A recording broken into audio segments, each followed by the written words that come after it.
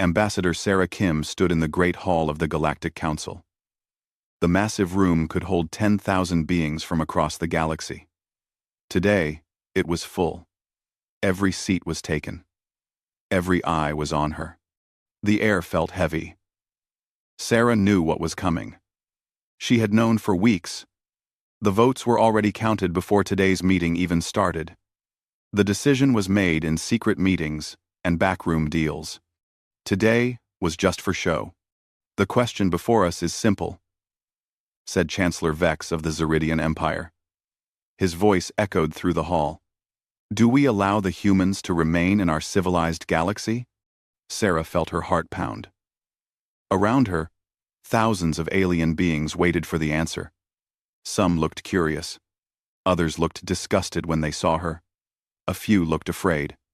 The humans come from a death world, continued the Chancellor. Earth is a planet of storms and earthquakes, of deadly animals and poisonous plants, of endless wars and violence. The humans learned to fight before they learned to think. Murmurs of agreement filled the hall. Sarah wanted to speak up. She wanted to tell them about human art and music, about human kindness and love, about all the good things her people had done, but she knew it would not matter. The decision was already made. Look at their military, said Commander Tox of the Vorthan Collective. They build weapons that can destroy planets. They train soldiers from childhood. They think war is the answer to everything. That is not true, Sarah finally shouted.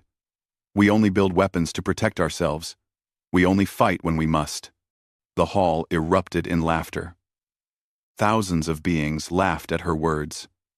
The sound was like knives in her heart. Protect yourselves? Asked Chancellor Vex. From what? You are the most dangerous species in this galaxy. Your own history proves it. You fought wars for thousands of years before you even left your planet. Sarah felt tears in her eyes. We have changed. We have grown. We want peace. Peace? Commander Tox stood up. You call it peace when you refuse to give up your weapons? You call it peace when you keep your war fleets? True peace means disarmament. It means trust. We cannot disarm completely, Sarah said. There are pirates in the outer systems. There are raiders who attack colonies. Someone must protect the innocent. More laughter filled the hall. Chancellor Vex raised his hand for quiet. The humans think they are heroes. They think they are protectors. But who protects the galaxy from them? Those. Dr. Ylara of the Nexus Federation stood up. She was one of the few friends humanity had left. The humans have helped us many times. They stopped the Corvan rebellion. They saved the Tellus colonies from the Dark Plague. They have been good members of this council. They have been useful, admitted Chancellor Vex. But usefulness and safety are not the same thing. A sharp knife is useful, but you do not let a child play with it. The comparison stung. Sarah felt anger rise in her chest. We are not children. No, said the Chancellor. You are something worse. You are adults who never learned to put down their weapons. The vote began. One by one, the member species cast their decision. Sarah watched as each light on the great board turned red. Red meant no. Red meant rejection. Red meant exile. The Zeridian Empire. Red. The Vorthan Collective. Red. The Teller Union. Red. The Crystalline Hierarchy. Red. A few lights stayed green. Dr. Yalara's people voted to keep humanity in the council. The Kresh Federation also voted green. But it was not enough. Not nearly enough. When the counting was done, the result was clear. 843 votes to expel humanity. Only 57 votes to let them stay. The decision is final, announced Chancellor Vex. Humanity is expelled from the Galactic Council. You have 30 days to remove all human ships from Council space. All trade agreements are cancelled. All military partnerships are ended. All human colonies outside your home system must be evacuated. Sarah felt the words like physical blows. You cannot do this. Those colonies have families, children, people who have lived there for generations. They should have thought of that before choosing to remain armed savages, said Commander Tox. What if we disarm? Sarah asked desperately. What if we give up our weapons? All of them? Chancellor Vex smiled. It was not a kind smile. Too late for that. The vote is cast. The decision is final. Your people chose weapons over civilization. Now you must live with that choice. The great doors of the hall opened. Security guards came forward. They were not rough, but their message was clear. Sarah's time here was over. As she walked toward the doors, Sarah heard the celebrations beginning. The other species were happy. They were relieved. The dangerous humans were finally gone. You will regret this, Sarah said quietly. What was that? Asked Chancellor Vex. Sarah turned back to face him. To face them all. I said you will regret this. You think we are dangerous now? Wait until you see what we become, when we have nothing left to lose. The laughter that followed her out was even louder than before. They thought her words were empty threats. They thought humans were all talk and no action without the council to hold their hand. Sarah walked to her ship with tears on her face. Around her, other human diplomats and workers were packing their things. Families were crying. Children were asking why they had to leave. The trip back to Earth took 2 weeks. During those 2 weeks, Sarah sent message after message to the human government. The response was always the same. Comply with the order. Evacuate all personnel. Return to Sol System immediately. When she finally reached Earth, Sarah was called to an emergency meeting. The room was full of admirals and generals. Prime Minister Jackson sat at the head of the table. What are our options? He asked. We could fight, said Admiral Chen. Against the entire galaxy? Asked General Martinez. That would be suicide. What about negotiation? Suggested Sarah. Maybe we could find a compromise. Prime Minister Jackson shook his head. They made their position clear. We are not welcome. They want us gone. So what do we do? Asked Admiral Chen. The Prime Minister stood up. He walked to the window and looked out at Earth. Blue skies and white clouds, green forests and silver cities. Home. We do exactly what they asked, he said finally. We go home. We close our borders. We cut all contact with the galaxy. Sir? Admiral Chen looked confused. They want us isolated? Fine. We will be isolated. They think we are dangerous? Let us see how dangerous we can become when we have no rules to follow. Sarah felt a chill run down her spine. What do you mean? Prime Minister Jackson smiled. It was not a kind smile. I mean that for 5,000 years, we played by their rules. We held back. We tried to be civilized. No more. He turned to face the room. Bring everyone home. Every human in the galaxy. Every ship. Every soldier. Every scientist. Bring them all home.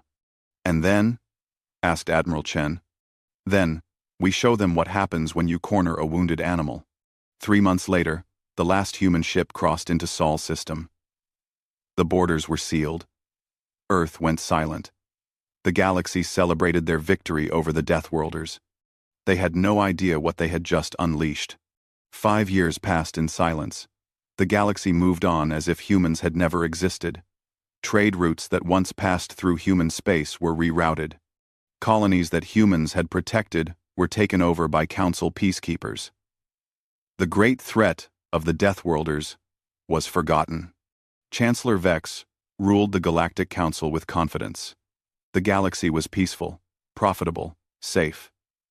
Sometimes he remembered the human ambassador's final words, but they seemed like ancient history now. Empty threats from a beaten people. The first sign of trouble came from the Outer Rim.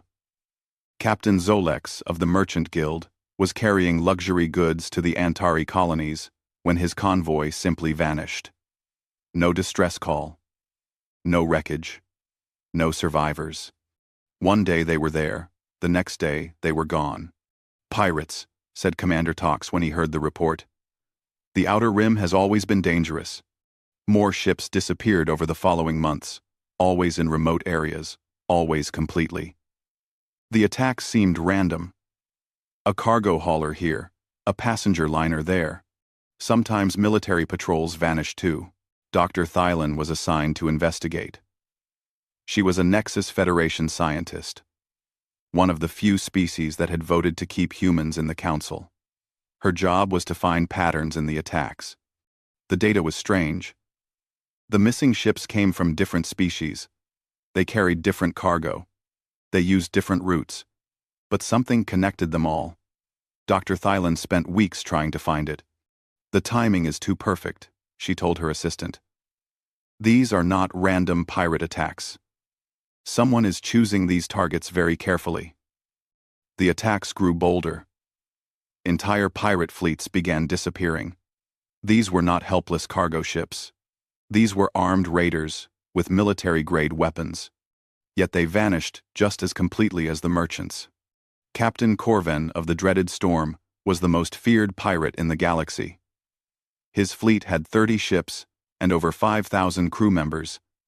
They had never lost a battle. They had never been caught. Captain Corven's final transmission was brief. Unknown ships approaching. Design. Unfamiliar. Weapons charging. They are not responding to. Silence. The Galactic Council sent investigation teams to the last known position. They found nothing. No wreckage. No bodies. No clues. It was as if 30 ships and 5,000 pirates had simply stopped existing. This is impossible, said Commander Tox. You cannot make that much mass just disappear. Dr. Thylan disagreed. It is not impossible. It is just very, very difficult. Someone with advanced technology could do it. Someone with perfect planning. Someone who knows exactly what they are doing. The attacks spread to the inner systems. 3 Zeridian colonies were hit in a single week. The attackers came without warning. They struck like lightning. They left nothing behind. The survivors' stories were all the same. Ships appeared from nowhere. They moved like nothing the galaxy had ever seen. They hit with weapons that tore through shields like paper. Then they vanished before help could arrive. The ships were small, reported Colonel Vaxus, the only military survivor from the attack on Zeridian Prime. Maybe 20 in the fleet. But they fought like 1,000 ships. Their tactics were... What do you mean, impossible? Asked Chancellor Vex. They did things that should not work. They split apart when we fired at them, then came back together. They used our own weapons against us somehow. They seemed to know what we would do before we did it. We. Dr. Thylan studied the battle recordings. The attack ships were definitely not from any known species. Their design was sleek and deadly. Their weapons were incredibly precise. Most importantly, their tactics were completely new. These are not pirates, she concluded. This is not random raiding. This is warfare. Organized, planned, professional warfare. But against who? Asked Chancellor Vex. We are not at war with anyone. Dr. Thylan had a terrible suspicion. But she kept it to herself. The attack ships reminded her of something. Their design was similar to old human vessels, but far more advanced. Their tactics were aggressive and unpredictable, like human military doctrine. But that was impossible. The humans were locked in their home system. They had been silent for 5 years. The Council monitored all traffic in and out of Sol space. Nothing had left. Nothing had entered. The attacks continued for months. Fear spread through the galaxy like a plague. Shipping companies hired more guards. Colonies built stronger defenses. Military patrols doubled. Nothing helped. The unknown attackers struck wherever they wanted. They took whatever they pleased. They disappeared like ghosts. Captain Zelak was transporting medical supplies to the plague-stricken world of Neril when the attackers found him. His ship was fast, and his crew was experienced. He thought he could escape. The attack lasted exactly 4 minutes. Captain Zelak managed to transmit a partial recording before his communications went dead. The recording showed sleek black ships emerging from empty space, their weapons fired with deadly precision. But there was something else in the recording. Something that made Dr. Thylan's blood run cold. For just a moment, she could see inside one of the attacking ships. She could see the pilot. The pilot was human. Dr. Thylan stared at the frozen image on her screen. There was no mistake. The figure in the pilot's seat was definitely human.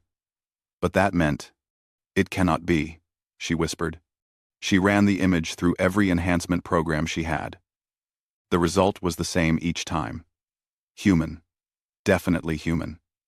But these ships were more advanced than anything humans had ever built. The weapons were beyond human technology. The tactics were evolution beyond human military doctrine. Unless the humans had spent 5 years doing something other than sitting quietly in their home system, Dr. Thylan requested a meeting with Chancellor Vex. She brought her evidence. She shared her conclusions. She watched the color drain from his face.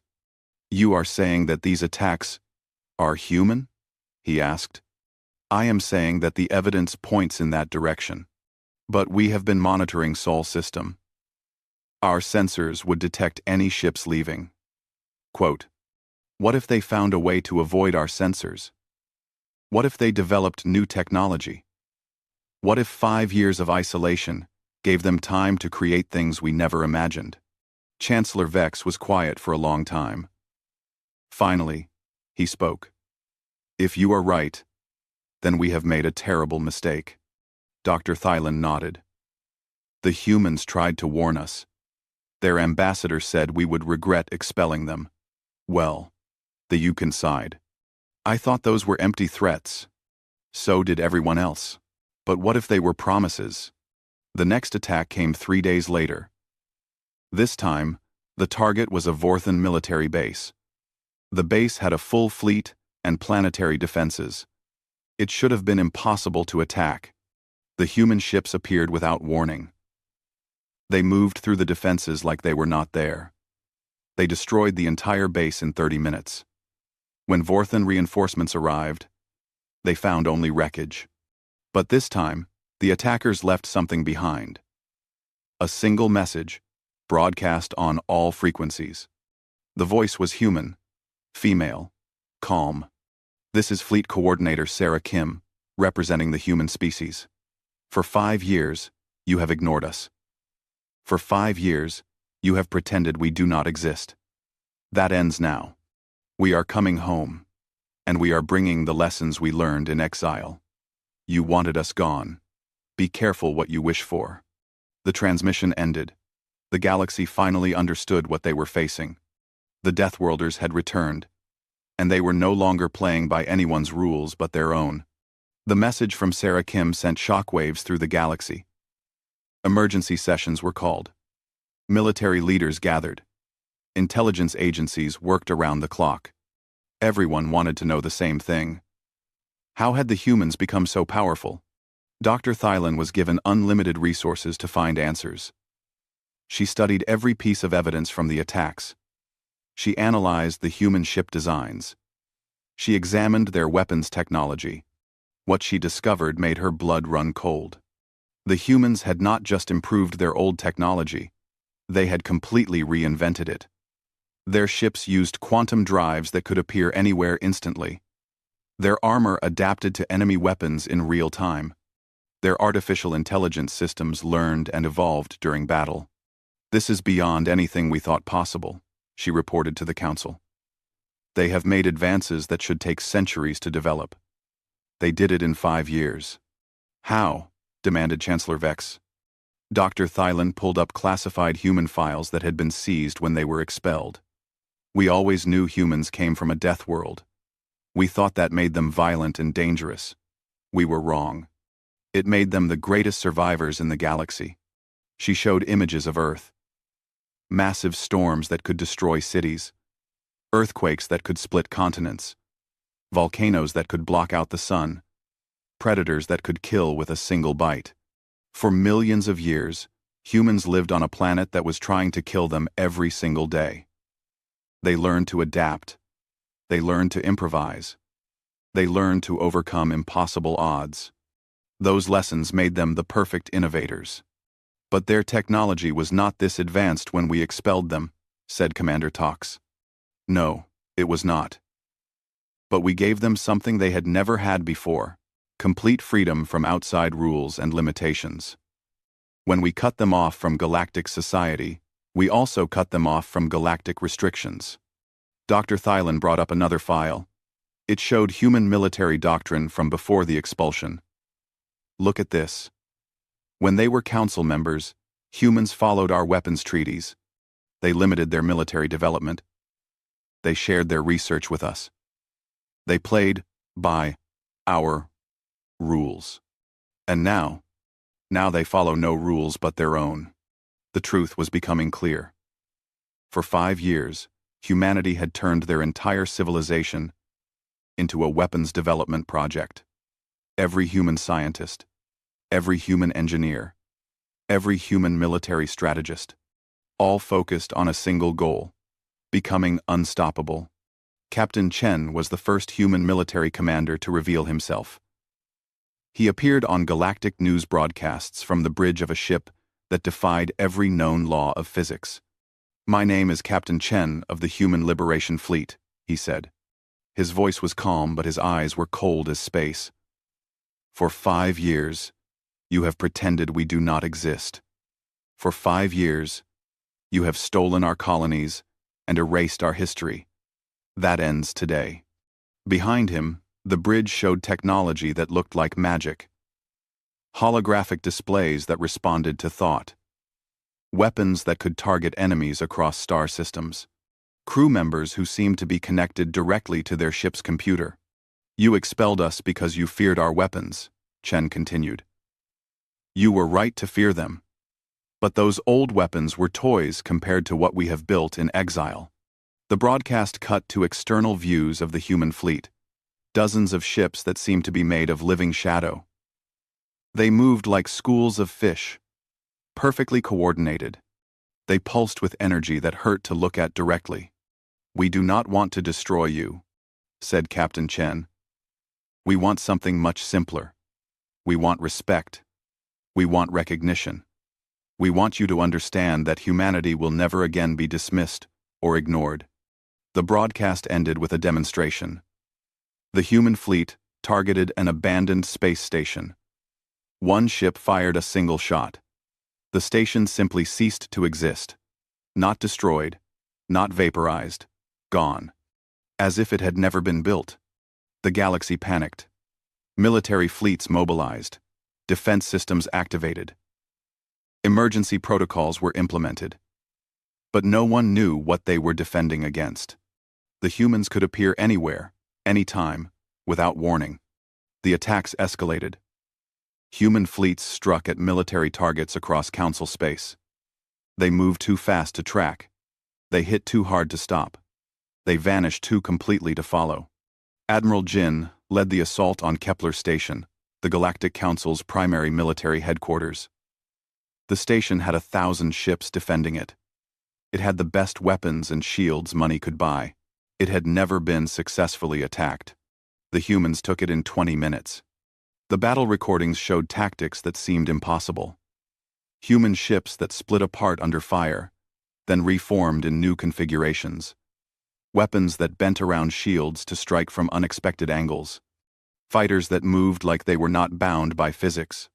"They fight like the rules of reality are just suggestions," reported the only surviving defender. But the most terrifying part was not the technology. It was the precision. The humans destroyed every military target on the station. They disabled every weapon. They captured every strategic position. But they did not harm a single civilian.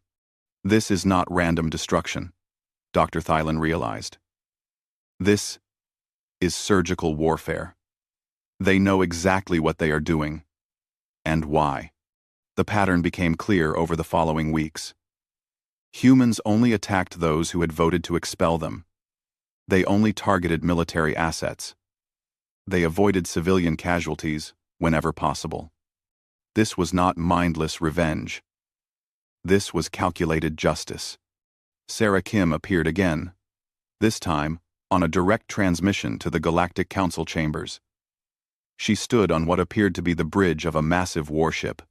The view behind her showed Earth. But it was not the Earth anyone remembered. Orbital platforms surrounded the planet like a crown of stars. Space elevators stretched from surface to space. Massive ships moved between construction yards that dwarfed anything the galaxy had ever built. 5 years ago, you told us we were too dangerous for civilized society, Sarah said. You were right. We are dangerous. But not in the way you thought. She gestured to the view of transformed Earth. You thought danger meant violence and aggression. But true danger is potential. True danger is what happens when you give the greatest survivors in the galaxy unlimited time and resources to prepare. You wanted us gone because you feared our weapons. You should have feared our minds. You should have feared what we could become when you stopped holding us back. The transmission showed human colonies that had been established in secret. Worlds that humans had terraformed in isolation. Populations that had grown while the galaxy thought humanity was trapped in one system. We did not spend 5 years hiding, Sarah continued.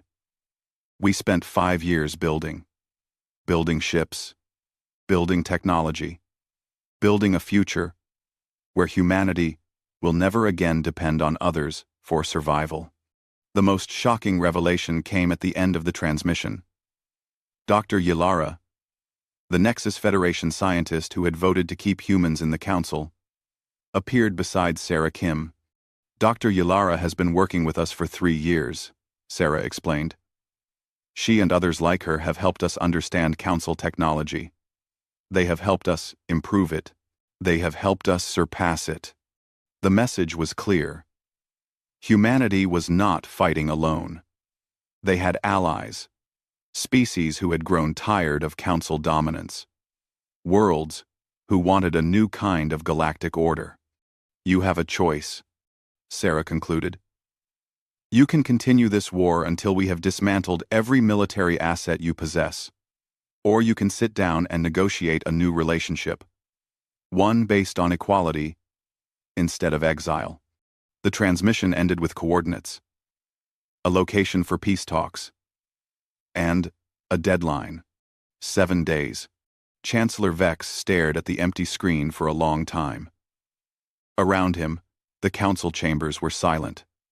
Everyone was thinking the same thing. The humans had offered terms, but they had done so from a position of overwhelming strength. This was not negotiation. This was surrender, with dignity. What do we do? Chancellor Vex closed his eyes. When he opened them, his expression had changed. For the first time in 5 years, he looked uncertain. We do what we should have done from the beginning, he said quietly. We listen to what the humans have to say. The council's response came 6 days later, 1 day before the human deadline. Chancellor Vex transmitted on all frequencies, his voice carrying across the galaxy. The Galactic Council accepts the human proposal for negotiations. We will meet at the specified coordinates in neutral space. But even as he spoke the words, military commanders across council space were preparing for war. They could not accept that humans had become so powerful so quickly. They believed there had to be a trick, a weakness they could exploit. Admiral Korax of the Zeridian Imperial Fleet was the first to act. He took his battle group toward human space, planning to strike before the peace talks could begin. His fleet was massive, 200 ships, including the mighty dreadnought Eternal Glory. Humans are still just humans, he told his officers. They may have new toys, but they cannot change the laws of physics. Numbers still matter. Firepower still matters. The Admiral was wrong. Captain Chen intercepted the Zeridian fleet at the edge of human space. He brought only 12 ships. To Admiral Corax, it looked like suicide. "Human Captain," Corax broadcast, "you are outnumbered 20-1. Surrender now, and we will grant you quick deaths." Chen's response was broadcast across the galaxy. "Admiral, you are thinking in old terms. Numbers do not matter when one side can rewrite reality." The battle began. Admiral Corax expected it to be over in minutes. He was right about the timing, but wrong about the outcome. The human ships moved like liquid light. They phase-shifted through solid matter. They struck from impossible angles. Their weapons ignored shields and armor, targeting the fundamental bonds that held enemy ships together.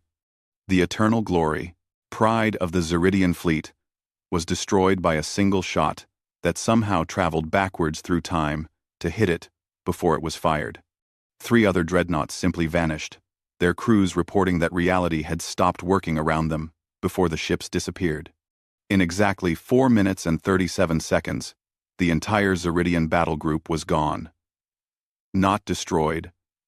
Gone. Admiral Corax found himself floating in space in an escape pod, watching empty vacuum where his fleet had been. "This is impossible," he whispered. Captain Chen's ship materialized beside the pod. "Admiral," came his voice over the radio, "nothing is impossible.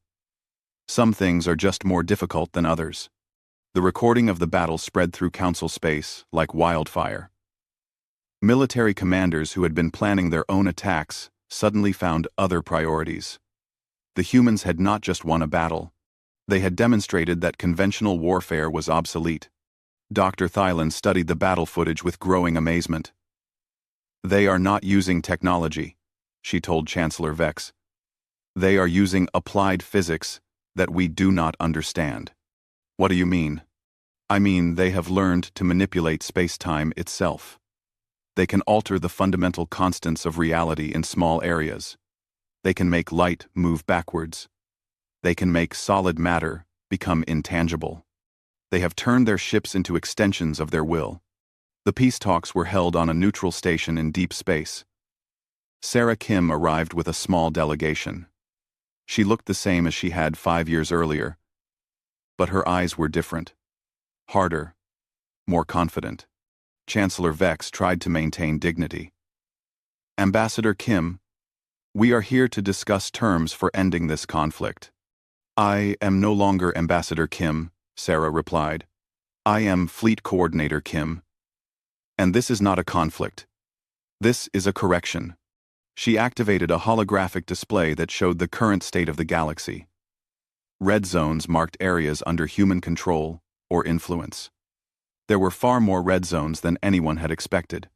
"For 5 years, you pretended we did not exist," Sarah continued. "During that time, we made contact with 67 species that you had dismissed as primitive or unimportant. We offered them technology, protection, partnership. Most of them accepted. The display showed human fleets protecting trade routes that Council forces had abandoned. Human colonies providing aid to worlds that the Council had ignored. Human scientists sharing discoveries with species that had been excluded from galactic civilization. You created a power vacuum when you expelled us, Sarah explained. We filled it. The question now is whether you want to be part of the new order we have built, or whether you prefer to be irrelevant. Commander Tox could not contain himself. You cannot seriously expect us to submit to human authority. Sarah smiled. It was not a cruel smile, but it was absolutely certain. Commander, you seem to misunderstand the situation. This is not about submission. This is about survival. She gestured to the display. Your colonies are defenseless. Your trade routes are unprotected. Your military is obsolete. You need us far more than we need you. Then why are you offering negotiations at all? Asked Chancellor Vex. Because we remember what it feels like to be excluded. Because we believe in justice, not revenge. Because we want to build something better than what came before. The terms Sarah presented were simple and non-negotiable. The Galactic Council would be dissolved. A new galactic alliance would be formed. Every species would have equal representation. No species would be expelled for being different. Military force would only be used to protect, never to dominate. And if we refuse? Asked Chancellor Vex. Then you will discover what happens when Deathworlders stop holding back. As if summoned by her words, the space around the station filled with ships. Not dozens, not hundreds, thousands. More human ships than anyone had thought existed. They appeared from nowhere, filling the void like stars being born. But these were not the sleek warships that had been attacking Council targets. These were something else entirely. Ships the size of moons. Structures that looked like they were built from crystallized space-time. Vessels that seemed to exist in more dimensions than the human eye could process. This is our real fleet, Sarah said quietly. What you have seen so far were scouting parties. The Council delegation stared in silence at the impossible armada surrounding them. Each ship radiated power that made their sensors scream warnings. The combined firepower displayed could sterilize entire star systems. But the most terrifying part was the silence. Thousands of ships, each one capable of destroying planets, floating in perfect formation without making a sound. Waiting. Patient as death. We do not want to use these ships, Sarah continued. We built them because we learned something important during our exile. Peace is not the absence of conflict. Peace is what happens when the strong choose to protect the weak instead of dominating them. She stood up from the negotiation table. You have 24 hours to decide. Accept our terms and help us build a better galaxy. Or refuse. And discover why every predator on Earth learned to fear humans. The human delegation left the station. The massive fleet remained, a silent reminder of what was at stake. Chancellor Vex looked at his fellow council members. He saw fear in their eyes. Fear and something else. Understanding. The humans had not just become powerful. They had become something entirely new. What do we vote? Asked Commander Tox. Chancellor Vex thought about the last 5 years. About the attacks. About the demonstrations of impossible technology. About the species that had already joined the humans. But mostly, he thought about Sarah Kim's final words before leaving the station. We are offering you a chance to be part of something greater than what you built. Do not let pride blind you to opportunity. We vote to accept, he said finally. Around the table, one by one, the other council members agreed. They had no choice. But perhaps, in time, they would realize they had been given something better than choice. They had been given a second chance. 1 year after the peace negotiations, the galaxy had changed beyond recognition. The old Galactic Council building was now the headquarters of the new Galactic Alliance. Representatives from over 300 species gathered in chambers designed for equality rather than hierarchy. Sarah Kim stood at the podium where Chancellor Vex had once announced humanity's exile. Today, she was giving the Alliance's first annual report. The irony was not lost on anyone. 12 months ago, many of you believed that humans were too dangerous for civilized society, she began. You were right. We are dangerous. But you misunderstood what makes us dangerous. The Great Hall was silent. Representatives from species across the galaxy listened with attention that bordered on reverence. They had learned to respect human words. You thought we were dangerous because we came from a death world. Because we had weapons. Because we knew how to fight. But our real danger was never our capacity for violence. Our real danger was our refusal to accept that anything is impossible. Behind her, a holographic display showed the transformation of the galaxy over the past year. Trade routes that had been abandoned were now bustling with commerce. Colonies that had been struggling were now thriving. Species that had been ignored were now full partners in galactic civilization. When you expelled us, you gave us the greatest gift possible: Sarah continued. You gave us the freedom to become what we truly are. Not warriors, not conquerors, builders, protectors, bridge makers. Dr. Yalara, now the Alliance's chief science officer, stood to present the technological report. The advances made in just 1 year were staggering. Human quantum technology had solved the galaxy's energy crisis. Human medical knowledge had eliminated diseases that had plagued civilizations for millennia. Human engineering had made faster-than-light travel available to every species. The humans did not keep these discoveries for themselves. Dr. Yalara explained. They shared everything freely. They asked only for partnership. In return. In the audience, former Chancellor Vex listened with a mixture of amazement and shame. He now served as the Zeridian representative to the Alliance, a position that required him to work closely with the species he had once tried to exile. The most dramatic change was in military affairs. Admiral Jin, the human who had captured Kepler Station, now commanded the Alliance Defense Force. But this was not the old Council military. There were no conquest fleets, no occupation forces, no weapons of mass destruction. Instead, the Defense Force focused entirely on protection. They stopped pirates. They rescued ships in distress. They provided aid to worlds suffering from natural disasters. They had become the galaxy's guardians rather than its masters. Our military doctrine is simple, Admiral Jin explained during her presentation. We exist to protect those who cannot protect themselves. We fight only when all other options have failed. And we never, ever, use our power to dominate others. This philosophy was put to the test when the Corvan Empire, a militaristic civilization from outside the galaxy, launched an invasion. They brought a massive fleet and expected easy conquest. They found something entirely different. The Alliance response was swift and decisive.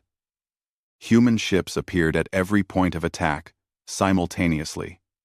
But instead of engaging in traditional battle, they did something unexpected. They surrounded the Corvan fleet and began broadcasting. This is Fleet Coordinator Kim of the Galactic Alliance. Sarah's voice reached every Corvan ship. You are not our enemies. You are lost travelers who have chosen a destructive path. We offer you a choice. Leave in peace, or discover why we are called Deathworlders. The Corvan Admiral laughed at the transmission. We do not negotiate with prey species. Prepare to. His sentence was cut short, as every weapon on his flagship simply stopped working. Not damaged, not destroyed. They just stopped functioning, as if the fundamental forces that powered them had decided to take a vacation. Across the Corvan fleet, the same thing happened. Weapons systems shut down. Shields collapsed. Engines went silent. In minutes, one of the most powerful war fleets in known space was completely helpless. But the humans did not attack. Instead, they began rescue operations. Corvan crew members who had been injured during the system failures were treated by human medical teams. Corvan ships that lost life support were provided with emergency aid. You could destroy us, the Corvan Admiral said when Sarah Kim boarded his ship. Why do you help us instead? Sarah sat across from him in his own conference room, drinking tea that his crew had prepared. Because destruction is easy. Any fool with a weapon can destroy. Building something better requires intelligence, compassion, strength that goes beyond mere firepower. The Corvan invasion ended with the most unusual treaty in galactic history. The Corvan Empire agreed to join the Alliance. In return, humans shared their technology and knowledge freely. Former enemies became partners in exploration and discovery. Emperor Zorvac, the Corvan leader, attended the Alliance Assembly via hologram. The humans taught us that true strength is measured not by what you can destroy, but by what you choose to protect. As Sarah's presentation continued, she showed images of the new galaxy that was emerging. Human-designed cities that worked in harmony with alien environments. Mixed species crews exploring the unknown regions of space. Children from dozens of different worlds learning together in integrated schools. 5 years ago, you told us we did not belong in your civilized galaxy, Sarah said. Today, I want to thank you for that gift, because it forced us to build something better than civilization. We built community. We built partnership. We built hope. The final presentation came from an unexpected source. Chancellor Vex himself took the podium. The former leader of those who had expelled humanity now stood before the Alliance with a different message. I want to speak to those who still harbor resentment toward humans, he began. I want to address those who believe we made a mistake by joining the Alliance. I was the one who led the vote to expel humanity. I was the one who called them dangerous. I was right about one thing. They are dangerous. They are dangerous to fear. They are dangerous to hatred. They are dangerous to the idea that some beings are worth more than others. He gestured to the mixed assembly around him. Look at what we have built together in just 1 year. Look at the prosperity, the peace, the progress. This is what happens when we stop fearing our differences and start celebrating them. The assembly erupted in applause, not just from human representatives, but from beings across the galaxy. The sound echoed through the great hall like thunder. Sarah Kim returned to the podium for her closing remarks. When we were children on Earth, we learned a simple truth. The strongest predators are not the ones with the biggest teeth. They are the ones that can adapt, that can change, that can become something new, when the environment requires it. She looked out at the assembly, at the hundreds of species that had once viewed humans as dangerous outsiders. You forced us to adapt, to change, to become something new. And in doing so, you gave us the opportunity to help all of you do the same. The holographic display behind her showed the current state of the galaxy. Instead of the scattered, divided territories of the old Council era, it showed a network of connected worlds. Trade routes that linked every inhabited system, communication networks that allowed instant contact across interstellar distances, a true galactic civilization built on cooperation rather than domination. This is our galaxy now, Sarah concluded. Not human, not Zeridian, not Vorthan. Ours, all of ours. Together. The assembly rose in sustained applause. In the audience, Dr. Thylan wiped tears from her eyes. She remembered the day 5 years earlier when she had watched a broken human ambassador walk out of these same chambers.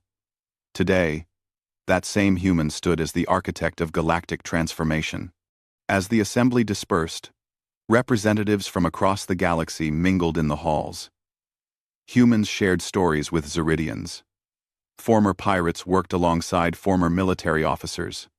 Children of different species played together while their parents discussed the future. Outside the great building, the night sky showed the lights of 1,000 ships from 100 different worlds. They came and went in peaceful traffic, carrying goods and people and ideas across the galaxy. The universe had become smaller and larger at the same time. Sarah Kim stood at the window of her office, looking up at those lights. 5 years ago, she had left this building in defeat and humiliation.